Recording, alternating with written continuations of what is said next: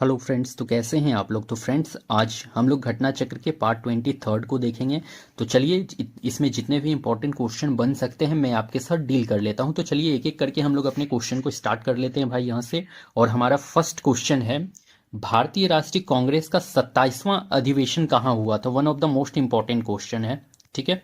तो भारतीय राष्ट्र कांग्रेस का 27वां अधिवेशन कहाँ हुआ, भागलपुर, पटना, रांची या बांकीपुर। तो भाई 27वां अधिवेशन जो हुआ है ये बांकीपुर में हुआ था, बांकीपुर। और 27वां अधिवेशन कौन सा भाई था, तो याद रख लीजिएगा, बांकीपुर अधिवेशन जो 27वां अधिवेशन था।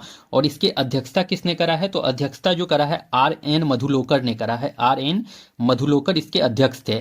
RN मधुलोकर बांकीपुर अधिवेशन के अध्यक्ष थे। और बांकीपुर अधिवेशन हुआ कब है भाई, तो ये 1912 में हुआ है। 1912 में बांकीपुर अधिवेशन। और बांकीपुर जो है बिहार का एक जगह का नाम है बांकीपुर।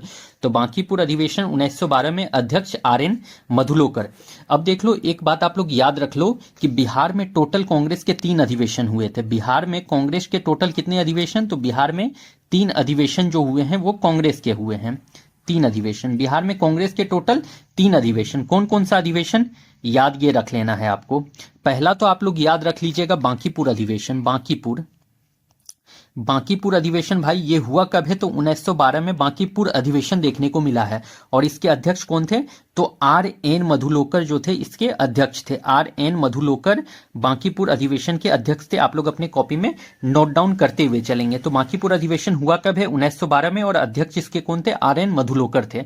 दूसरा अधिवेशन जो बिहार में हुआ है वो हुआ है गया अधिवेशन। और गया अधिवेशन हुआ कब है भाई, तो ये 1922 में हुआ है गया अधिवेशन। और गया अधिवेशन के अध्यक्ष तो CR दास, मतलब कि चितरंजन दास, तो CR दास। गया अधिवेशन हुआ कब है, तो 1922 में। और इसके अध्यक्ष कौन थे भाई, तो ये CR दास हो जाते हैं गया अधिवेशन के अध्यक्ष। एंड थर्ड अधिवेशन जो बिहार में हुआ है वो है रामगढ़ अधिवेशन। रामगढ़ अधिवेशन, तो रामगढ़ अधिवेशन कब हुआ है मेरे भाई, तो रामगढ़ अधिवेशन जो हुआ है वो 1940 में, 1940 में हुआ था रामगढ़ अधिवेशन। और इसके अध्यक्ष थे अबुल कलाम आजाद। तो अध्यक्ष कौन थे रामगढ़ अधिवेशन के, अबुल कलाम आजाद। देखो, ये रामगढ़ जो है ना, अभी तो फिलहाल ये जो है झारखंड में पड़ता है, बट उस टाइम ये बिहार में पड़ता था। बट अब जो है ये फिलहाल अभी प्रेजेंट टाइम में ये रामगढ़ जो है झारखंड में पड़ता है। इस बात को ध्यान रखिएगा आप लोग। और उस टाइम पे जो पड़ता था ये बिहार में पड़ता था, बट अभी ये झारखंड में है, इसको ध्यान रख लेना है। तो रामगढ़ अधिवेशन 1940 में हुआ। इसके अध्यक्ष कौन थे, तो अबुल कलाम आजाद थे। तो आपको इस तरह से याद रख लेना है, बिहार में 3 अधिवेशन कांग्रेस के, बांकीपुर, गया और रामगढ़। ठीक है फ्रेंड्स। अच्छा, और एक बात आप लोग गया अधिवेशन से याद रखेंगे कि गया अधिवेशन में ही जो ये डिसाइड हुआ था कि स्वराज दल का जो होगा, स्वराज पार्टी का गठन होगा। स्वराज पार्टी का गठन का डिसाइड कहां पर हुआ था, तो स्वराज पार्टी के गठन का डिसाइड जो है गया अधिवेशन में हुआ था, हुआ था। ठीक है, स्वराज पार्टी का गठन होगा, तो ये जो डिसाइड हुआ था ये गया अधिवेशन में हुआ था। और स्वराज पार्टी 1 जनवरी 1923 को इसका स्थापना हो गया था, स्वराज पार्टी का। 1 जनवरी 1923 को स्वराज पार्टी का स्थापना हो गया था। तो इस बात को ध्यान में रखना है। तो स्वराज पार्टी का गठन होगा, इसका जो डिसीजन हुआ था वो हुआ था 1922 के गया अधिवेशन में। और 1 जनवरी 1923 को स्वराज पार्टी का गठन हो गया था। इतनी बात को आप लोगों को ध्यान में रख लेना है भाई। चलिए फिर नेक्स्ट क्वेश्चन में, महात्मा गांधी ने भारतीय राष्ट्र कांग्रेस के किस अधिवेशन की अध्यक्षता की। तो भाई महात्मा गांधी एकमात्र अधिवेशन की अध्यक्षता की है, बस एक ही अधिवेशन के वो अध्यक्ष बने थे। ठीक है, तो कांग्रेस का एकमात्र अधिवेशन का अध्यक्षता महात्मा गांधी किए हैं। और वो था आपका 1924 का अधिवेशन, जो कि था बेलग्राम अधिवेशन। बेलग्राम या बेलगांव अधिवेशन आप कह सकते हैं। तो बेलगांव अधिवेशन जो था इसका अध्यक्षता महात्मा गांधी किए हैं। ठीक है, तो बेलगांव अधिवेशन। अगर आपसे एक क्वेश्चन पूछा जाता है कि महात्मा गांधी पहली बार किस अधिवेशन में भाग लिए, तो महात्मा गांधी जो है ना, शॉर्ट में लिख देता हूं यार, तो गांधी जी पहली बार किस अधिवेशन में भाग लिए, ये भी क्वेश्चन पूछा जाता है। गांधी जी पहली बार किस अधिवेशन में भाग लिए, किस अधिवेशन में भाग लिए, अधिवेशन में भाग लिए। तो भाग लिए अगर पूछ ले आपसे कि महात्मा गांधी पहली बार किस अधिवेशन में भाग लिए, तो ये 1901 का अधिवेशन था, जिसका जो अध्यक्ष था एडल्फी वाचा ने करा है। एडल्फी वाचा ने अध्यक्षता करा था। ठीक है, तो महात्मा गांधी पहली बार जो भाग लिए हैं वो 1901 के अधिवेशन में लिए हैं। और इसके अध्यक्ष थे एडल्फी वाचा। इसको ध्यान में रख लीजिएगा, ये क्वेश्चन आपसे पूछ लिया जाता है कि गांधी जी पहली बार किस अधिवेशन में भाग लिए थे। तो भाग लिए थे 1901 के अधिवेशन में, जिसकी अध्यक्षता एडल्फी वाचा ने करा था। ठीक है, और किस अधिवेशन की अध्यक्षता करे थे वो, तो 1924 का बेलगांव अधिवेशन। 1922 से आपको गया अधिवेशन याद रख लेना है भाई, गया अधिवेशन 1922 से याद रख लेना है गया अधिवेशन। 1931 से याद रख लीजिएगा कराची अधिवेशन, कराची। तो कराची अधिवेशन 1931, और इसके अध्यक्ष कौन थे, तो सरदार वल्लभ भाई पटेल। तो सरदार पटेल जो थे कराची अधिवेशन के अध्यक्ष थे, सरदार पटेल। कराची अधिवेशन 1931 सरदार पटेल ने अध्यक्षता करा है। 1916 का अधिवेशन जो था वो लखनऊ अधिवेशन था, लखनऊ अधिवेशन 1916 का अधिवेशन था, और इसके अध्यक्ष कौन थे, तो अंबिका चरण मजूमदार, अंबिका चरण मजूमदार, अंबिका चरण मजूमदार। 1916 के लखनऊ अधिवेशन और इसकी अध्यक्षता अंबिका चरण मजूमदार ने करा है। ठीक है भाई, तो इस सबको नोट करते हुए चलिएगा आप लोग। चलिए फिर नेक्स्ट, भारतीय राष्ट्रीय कांग्रेस के दूसरे अधिवेशन की अध्यक्षता किसने की। क्या पूछा है आपसे कि भारतीय राष्ट्र कांग्रेस के दूसरे अधिवेशन की अध्यक्षता किसने करी है। गणेश आगरकर, सुरेंद्र नाथ बनर्जी, दादा भाई नौरोजी या फिरोज शाह मेहता। तो देखो पहले तो यही याद रख लेना कि दूसरा अधिवेशन हुआ कब है भाई, तो दूसरा अधिवेशन हुआ है 1886 में। और ये कौन सा अधिवेशन था, तो 1886 का कोलकाता अधिवेशन था। ठीक है, 1886 का कोलकाता अधिवेशन था, और इसके अध्यक्ष जो थे कौन थे, तो दादा भाई नौरोजी थे, दादा भाई नौरोजी। तो दादा भाई नौरोजी 1886 के कलकत्ता अधिवेशन के भाई अध्यक्ष हो जाते हैं। और दादा भाई नौरोजी जो थे टोटल 3 अधिवेशन में अध्यक्ष बने थे, 3 अधिवेशन में अध्यक्ष। कांग्रेस के 3 अधिवेशन में दादा भाई नौरोजी अध्यक्ष बने थे, 3 अधिवेशन में अध्यक्ष बने थे। तो दादा भाई नौरोजी टोटल कितने अधिवेशन में अध्यक्ष बने हैं, तो 3 अधिवेशन में अध्यक्ष बने हैं। याद रखिएगा, एक 1886 का कोलकाता अधिवेशन, 1886 का कोलकाता, दूसरा है 1893 का लाहौर अधिवेशन, लाहौर, और थर्ड याद रख लेना है आपको 1906 का कोलकाता अधिवेशन। ठीक है, तो दादा भाई नौरोजी कांग्रेस के 3 अधिवेशन के अध्यक्ष बने थे, 1886, 1893, 1906। 1886 कोलकाता, लाहौर, कोलकाता। ठीक है, कोलकाता, लाहौर, कोलकाता, ये 3 अधिवेशन का अध्यक्षता दादा भाई नौरोजी ने करा है। और भाई 1886 के अधिवेशन से आपको ये भी याद रख लेना है एक बात कि बिहार से इस अधिवेशन में, जो 1886 कलकत्ता अधिवेशन में बिहार से 2 लोग भाग लिए थे। इस अधिवेशन में बिहार से 2 लोग शामिल हुए थे, बिहार से 2 लोग शामिल। तो कौन कौन शामिल हुए थे, 1886 के कलकत्ता वाले अधिवेशन में बिहार से 2 लोग शामिल हुए थे। तो कौन कौन थे भाई, तो एक थे आपके शालीग्राम सिंह, शालीग्राम, तो एक याद रख लीजिएगा शालीग्राम सिंह, शालीग्राम सिंह, और एक याद रख लीजिएगा विश्वेश्वर सिंह, विश्वेश्वर सिंह, विश्वेश्वर सिंह, विश्वेश्वर सिंह। तो 1886 कलकत्ता अधिवेशन में बिहार से 2 लोग शामिल हुए, एक तो शालीग्राम सिंह और एक विश्वेश्वर सिंह। और ये क्वेश्चन आपके लिए इंपॉर्टेंट हो जाता है क्योंकि बिहार से रिलेटेड है, तो हो सकता है आपको ये क्वेश्चन देखने को मिल जाए TRE 4 में भाई, तो इसको याद रख लेना है आपको। ठीक है, चलिए फिर नेक्स्ट क्वेश्चन में, भारतीय राष्ट्रीय कांग्रेस के संस्थापक थे। तो भाई कांग्रेस के संस्थापक पूछ ले या कांग्रेस के जनक आपसे पूछ ले तो कौन थे, असैनिक सेवक, विज्ञानी, सामाजिक कार्यकर्ता, मिलिट्री कमांडर। तो भाई ये जो थे असैनिक सेवक थे। और कांग्रेस के संस्थापक कौन है, तो या जनक पूछ ले तो आपसे A.O. ह्यूम को याद रख लेना है। A.O. ह्यूम जो थे कांग्रेस के संस्थापक थे। ठीक है, और A.O. ह्यूम जो थे ये स्कॉटलैंड के निवासी थे, स्कॉटलैंड, स्कॉटलैंड के निवासी, स्कॉटलैंड के निवासी थे। A.O. ह्यूम कौन थे, तो स्कॉटलैंड के निवासी थे। A.O. ह्यूम को ना पक्षी विज्ञान का जनक कहा जाता है, पक्षी विज्ञान का जनक। A.O. ह्यूम को पक्षी विज्ञान का जनक कहा जाता है। आपसे पूछ लेगा कि कांग्रेस का जनक कौन है, तो कांग्रेस के जनक भी A.O. ह्यूम ही है। ठीक है, कांग्रेस के जनक A.O. ह्यूम। ठीक है, और पक्षी विज्ञान का जनक तो A.O. ह्यूम, और कांग्रेस का संस्थापक भाई तो A.O. ह्यूम, याद रख लेना है आपको। ठीक है, चलिए फिर नेक्स्ट क्वेश्चन में, भारतीय राष्ट्र कांग्रेस की स्थापना की गई। तो देखो स्थापना कब हुआ है कांग्रेस का, 1885, 1886, 1887, 1901। तो कांग्रेस का स्थापना 1885 में हुआ था। और 1885 अधिवेशन से अब आपको याद रख लेना है भाई एक बात, तो 1885 का जो ये अधिवेशन हुआ था, इसी अधिवेशन में कांग्रेस का स्थापना हुआ था। और 1885 का अधिवेशन जो था ये आपका फर्स्ट अधिवेशन था कांग्रेस का पहला अधिवेशन 1885 का अधिवेशन था। कांग्रेस का पहला अधिवेशन 1885 का अधिवेशन था। और ये हुआ कहाँ था 1885 का अधिवेशन? तो मुंबई के गोकुलदास तेज प्रताप महाविद्यालय में। मुंबई के गोकुलदास तेज प्रताप महाविद्यालय में। गोकुलदास तेज प्रताप महाविद्यालय में। तो महाविद्यालय में, ठीक है, महाविद्यालय में। तो 1885 का अधिवेशन हुआ कहां था? तो मुंबई के गोकुलदास तेज प्रताप महाविद्यालय में। देखो 1885 का जो अधिवेशन था ना, ये डिसाइड था कि होगा पुणे में, होना था इसको पुणे में। होना कहां पर था? होना था पुणे में, बट हुआ कहां पर? तो हुआ ये मुंबई के गोकुलदास तेज प्रताप महाविद्यालय में। होना था कहां पर भाई?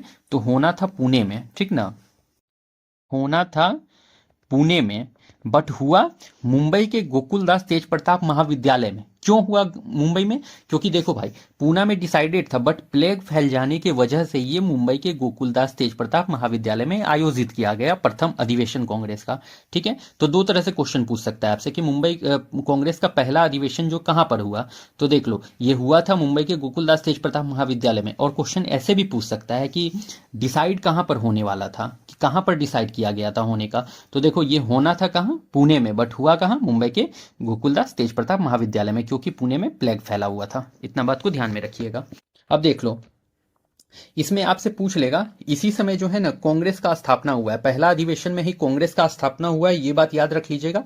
और इसके अध्यक्ष कौन थे? तो अध्यक्ष थे WC बनर्जी, मतलब कि वैमोश चंद्र बनर्जी। 1885 वाले अधिवेशन के अध्यक्ष वैमोश चंद्र बनर्जी। ये जो है TRE 3 का ये क्वेश्चन पूछा गया है।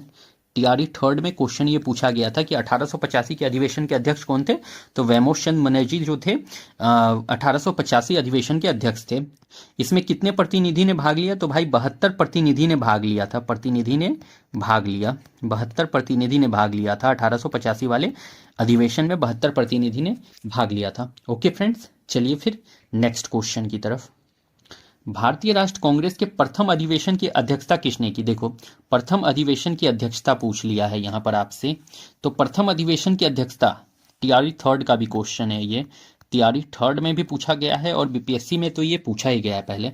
दादा भाई नौरोजी, A.O. ह्यूम, वैमोश चंद्र बनर्जी, गांधी जी। तो भाई वैमोश चंद्र बनर्जी इसके जो अध्यक्ष थे प्रथम अधिवेशन का। और प्रथम अधिवेशन हुआ कब है? तो 1885 में हुआ है। और कांग्रेस का गठन जो हुआ है ये भी 1885 में हुआ है। ठीक है, दादा भाई नौरोजी से याद रख लीजिएगा grand old man of India. तो grand old man of India Dadabhai Naoroji से याद रखना है। Poverty and un British rule in India. Poverty and un British rule in India. Un British rule in India, तो इनके बुक का नाम याद रख लीजिएगा, poverty and un British rule in India. ठीक है, तो एक बुक का याद रख लेना है नाम, poverty and un British rule in India. इसको भी याद रख लेना है आपको भाई। ठीक है, TRE 3। तो poverty and un British rule in India. इनकी एक पत्रिका याद रख लीजिएगा आप लोग, राफ्त गोफ्तार। दादा भाई नौरोजी की एक पत्रिका राफ्त गोफ्तार याद रखना है आपको, राफ्त गोफ्तार। A.O. ह्यूम कौन थे? तो भाई ये कांग्रेस के जनक थे। कांग्रेस के जनक या संस्थापक, कुछ भी कह सकते हैं। कांग्रेस के जनक या संस्थापक कौन थे? तो A.O. ह्यूम। और कांग्रेस का स्थापना कब हुआ है? तो 1885 में हुआ है।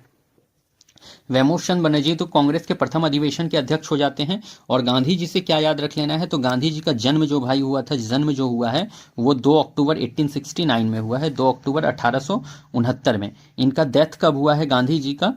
गांधी जी का डेथ कब हुआ है? तो 30 जनवरी 1948 में गांधी जी का डेथ हुआ है। ठीक है, थर्ड बात याद रख लीजिए आप लोग कि इन्होंने एक मैगजीन लिखा था यंग इंडिया। यंग इंडिया इनसे रिलेटेड मैगजीन है। इंडियन ओपिनियन इनसे रिलेटेड मैगजीन है। ठीक है, गांधी जी से related magazine young India, Indian opinion. और गांधी जी का जो है भाई साउथ अफ्रीका, आपसे ये भी क्वेश्चन पूछा जाता है कि गांधी जी के विदेश में कितने आश्रम थे? तो 2 आश्रम जो थे वो विदेश में थे। गांधी जी के 2 आश्रम कहाँ थे? तो विदेश में थे। विदेश में कौन कौन सा? तो एक याद रख लीजिएगा फिनिक्स फार्म, और एक याद रख लीजिएगा टॉल्स्टॉय। ठीक ना, टॉल्स्टॉय। तो ये दो आश्रम गांधी जी का विदेश में था, और कहाँ था दोनों आश्रम? तो साउथ अफ्रीका में था, दक्षिण अफ्रीका में, ठीक ना। तो फिनिक्स फार्म और टॉल्स्टॉय जो है गांधी जी के दो आश्रम जो विदेश में थे। Okay friends, next. राज्य का मंत्री परिषद सामूहिक तौर पर किसके प्रति उत्तरदायी होता है? तो देखो, राज्य का मंत्री परिषद जो है सामूहिक तौर पर जो उत्तरदायी होगा वो विधानसभा के प्रति उत्तरदायी होगा। Okay friends, next.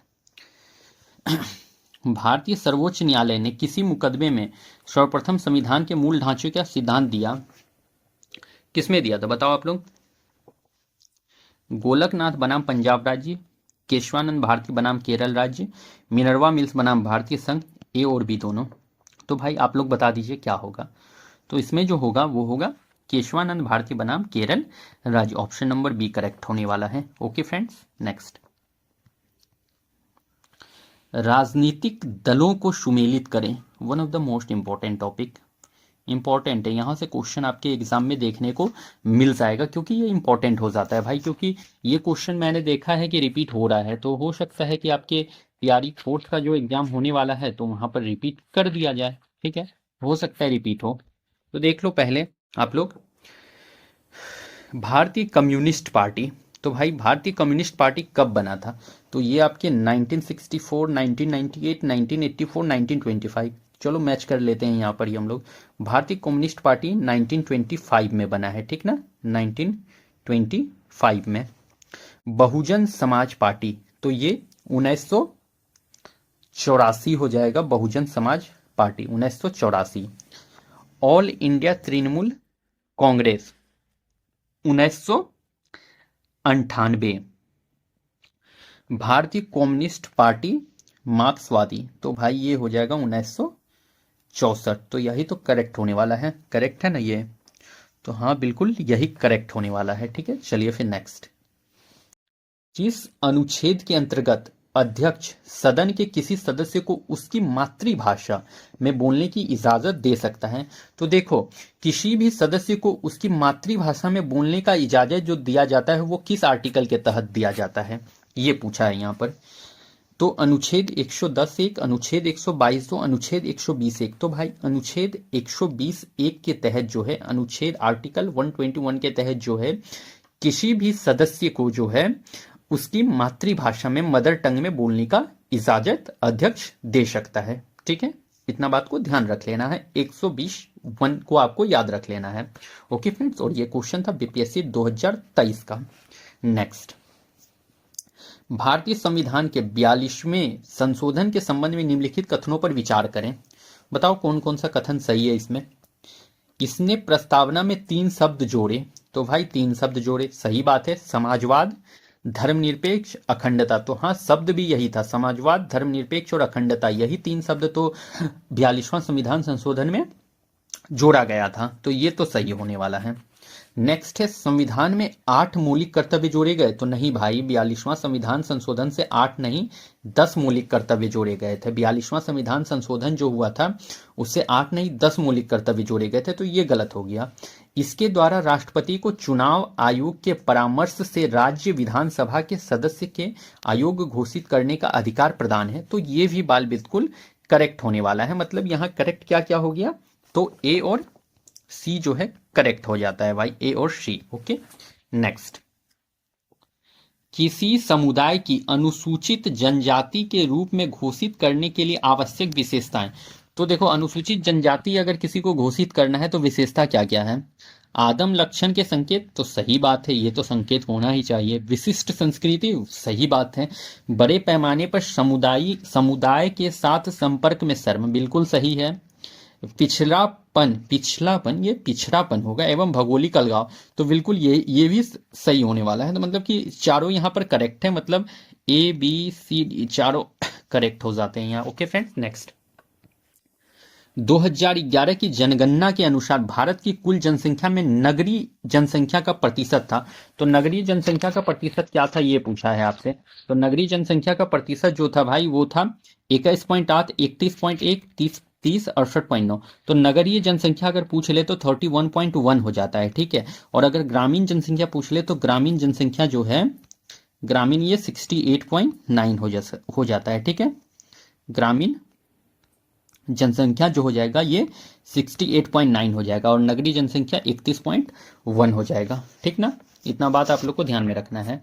Next, Saran सिंचाई नहर निकलती है सोन, गंडक, कोसी, गंगा। तो सारण सिंचाई नहर जो निकलती है वो गंडक से निकलती है। कहां से निकलती है भाई? तो गंडक से निकलती है सारण सिंचाई नहर। नेक्स्ट, भाखड़ा नांगल एक संयुक्त परियोजना है, हरियाणा पंजाब राजस्थान का, हरियाणा पंजाब दिल्ली का, पंजाब दिल्ली राजस्थान का, राजस्थान का। तो भाखड़ा नांगल परियोजना जो है वो हरियाणा पंजाब राजस्थान का है। और भाखड़ा नांगल परियोजना किस नदी पर बना हुआ है? तो सतलज नदी पर बना हुआ है, सतलज नदी पर। भाखड़ा नांगल परियोजना किस नदी पर बना हुआ है भाई? तो सतलज नदी पर बना हुआ है भाखड़ा नांगल परियोजना। कि कहां पर है ये? तो हरियाणा पंजाब एवं राजस्थान का संयुक्त परियोजना है। अब मैं यहाँ पर कुछ परियोजना आपसे डिस्कस करने वाला हूं क्योंकि ये इंपॉर्टेंट है आपके लिए। ठीक है, पहला याद रख लीजिएगा आप लोग, फरक्का परियोजना। फरक्का परियोजना, तो फरक्का परियोजना जो है ये कहां पर है आपका? तो भाई ये पश्चिमी बंगाल में है, पश्चिम बंगाल, वेस्ट बंगाल में। और किस नदी पर बना हुआ है? तो गंगा नदी पर बना हुआ है, गंगा नदी पर। आप लोग कॉपी में लिखते हुए चलिए, इंपॉर्टेंट है आपके लिए। ठीक ना, इंपॉर्टेंट है भाई, कॉपी में लिख लियो अभी। फरक्का परियोजना वेस्ट बंगाल का परियोजना है, गंगा नदी पर बना है। नेक्स्ट याद रख लीजिएगा, कोसी परियोजना। कोसी परियोजना कहां पर है भाई? कोसी परियोजना तो ये बिहार का परियोजना है। कोसी परियोजना किस नदी पर बना है? तो कोसी नदी पर बना है। किस नदी पर? कोसी नदी पर बना है। थर्ड याद रख लीजिएगा आप लोग, रिहंद परियोजना। रिहंद परियोजना, तो रिहंद परियोजना किस नदी पर बना हुआ है भाई? तो रिहंद परियोजना जो बना है ये सोन नदी पर बना हुआ है, रिहंद परियोजना। और ये कहां का परियोजना है? तो यूपी का परियोजना है रिहंद परियोजना। उत्तर प्रदेश का परियोजना है रिहंद बांध परियोजना, जो कि सोन नदी पर बना हुआ है, उत्तर प्रदेश में है। अगर आपसे पूछ ले मयूराक्षी परियोजना, मयूराक्षी, मयूराक्षी परियोजना पूछ ले, तो ये कहां का परियोजना है? तो ये वेस्ट बंगाल का परियोजना है, मयूराक्षी परियोजना। और ये किस नदी पर बना हुआ है? तो मयूराक्षी नदी पर बना है, मयूराक्षी नदी पर बनाया गया है।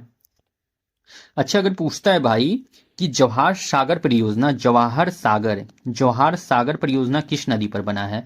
तो जवाहर सागर परियोजना जो बना है ये चंबल नदी पर बनाया गया है। जवाहर सागर परियोजना चंबल नदी पर बनाया गया है। और ये कहाँ की परियोजना है? तो ये राजस्थान की परियोजना है, जवाहर सागर परियोजना। जवाहर सागर परियोजना कहाँ का परियोजना है?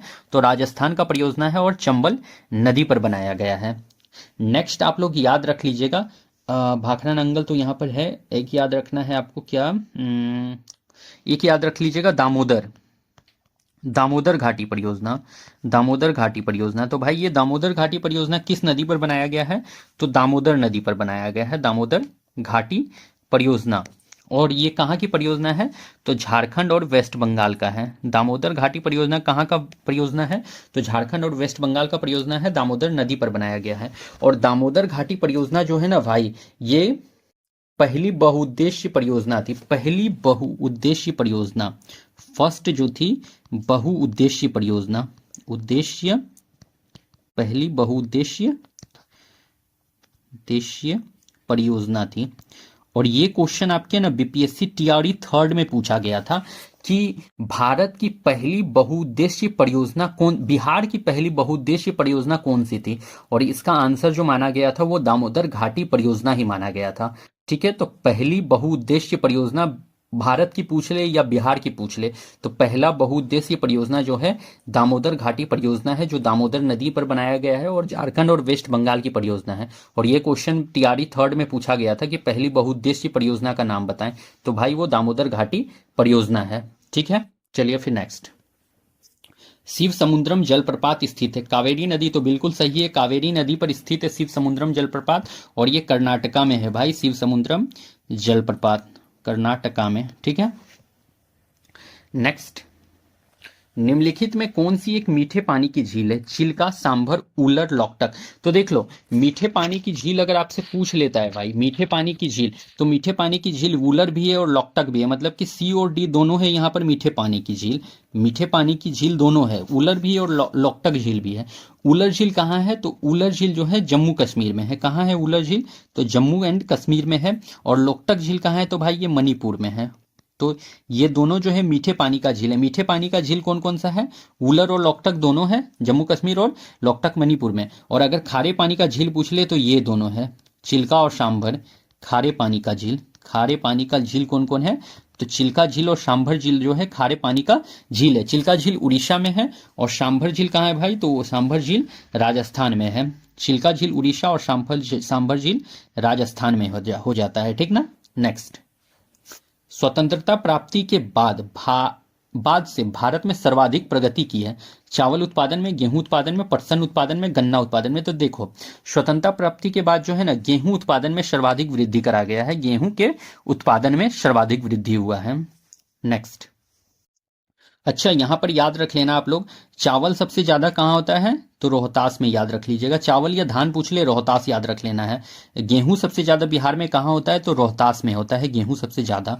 गन्ना अगर आपसे पूछ ले बिहार में सबसे ज्यादा कहां पर होता है? तो पश्चिमी चंपारण में होता है गन्ना। पश्चिमी चंपारण में गन्ना सबसे ज्यादा होता है, इतना बात को याद रखना है। नेक्स्ट, शरीर का प्रतिरोधक क्षमता से जुड़ा सबसे महत्वपूर्ण कोशिका है। तो प्रतिरोधक क्षमता से जुड़ा, तो प्रतिरोधक क्षमता का जब भी बात आए तो आपको व्हाइट ब्लड सेल्स या लिम्फोसाइट्स के साथ जाना है। व्हाइट ब्लड सेल्स के साथ जाना है, मतलब कि लिम्फोसाइट्स इसका दूसरा नाम है, ठीक ना। व्हाइट ब्लड सेल्स का दूसरा नाम लिम्फोसाइट्स है मेरे भाई, लिम्फोसाइट्स। अब देखो, आरबीसी की बात हुई है तो आरबीसी का याद रख लेना एक नाम, तो इसको इराइथ्रोसाइट्स भी कहा जाता है, इरिथ्रोसाइट्स भी कहा जाता है। तो आरबीसी का जो दूसरा नाम है इरिथ्रोसाइट्स भी कहा जाता है। इसका जीवन काल कितना है? तो जीवन जो होता है भाई ये 120 दिन का होता है। जीवन 120 दिन का होता है, या फिर इसे 4 मंथ भी याद रख लो आप लोग। तो आरबीसी का जीवन काल 120 दिन या 4 मंथ का याद रखना। इसका जो फॉर्मेशन कहाँ पर होता है? तो फॉर्मेशन जो होता है ये बोन मेरो में होता है। आरबीसी बनता कहाँ है? तो बोन मेरो, जिसे कि अस्थि मज्जा कहते हैं हिंदी में। तो आरबीसी बनता कहाँ है? तो अस्थि मज्जा, बोन मेरो में, ठीक है। प्लेटलेट्स कहाँ पर बनता है? प्लेटलेट्स जो बनता है भाई ये भी बोन मेरो में बनता है, बोन मेरो में बनता है। प्लेटलेट्स भी बोन मेरो में बनता है। और प्लेटलेट्स को जो है ना थ्रोम्बोसाइट्स कहा जाता है।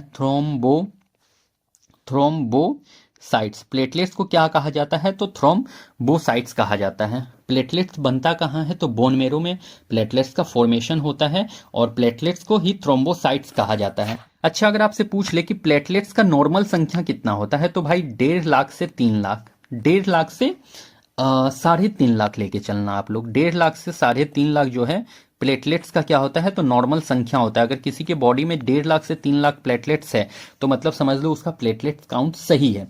अगर 1.5 लाख से नीचे है तो मतलब प्लेटलेट्स काउंट उसका सही नहीं है, ठीक है। और प्लेटलेट्स जब आपके शरीर में घट जाता है तो प्लेटलेट्स घटने से ही आपको क्या बोलते हैं, एक मच्छर काटने से डेंगू फीवर होता है ना, तो डेंगू जो होता है तो डेंगू में आपका प्लेटलेट्स घट जाता है। तो डेंगू फीवर में आपका प्लेटलेट्स घट जाता है, इस बात को ध्यान रख लेना है आपको।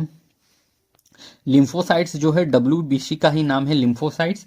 और लिम्फोसाइट्स जो मेरे भाई ये बनता कहाँ पर है? तो ये बनता है आपके बोन मेरो में। बोन मेरो में लिम्फोसाइट्स व्हाइट ब्लड सेल भी बनता है। बोन मेरो मतलब कि अस्थि मज्जा में, ठीक है।